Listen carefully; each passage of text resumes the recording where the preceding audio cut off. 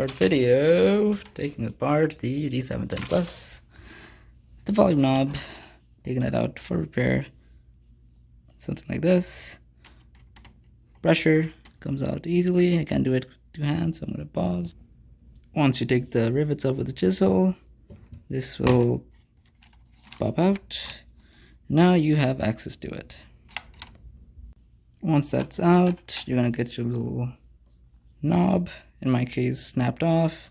There you see the piece. And how are you going to put this back? You could probably just use hot glue or whatever glue you have. It's not permanent, and dab it on the corners, put it in, let it cure, and put it back together. And if you wanted to know, there is another video out there for like the full disassembly, but bunch of tiny Phillips screws all around the back, and the top trim just like pops out. You would probably want to use like a plastic trim tool. And super short video done.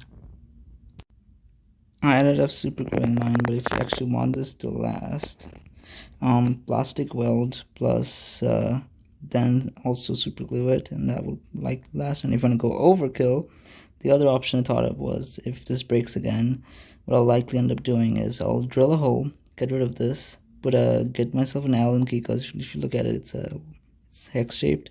Get an Allen key of the same size, drill it in, put the Allen key in, super glue that, leave the same amount of length, and voila, you'll have a thing that's gonna probably outlast the keyboard itself.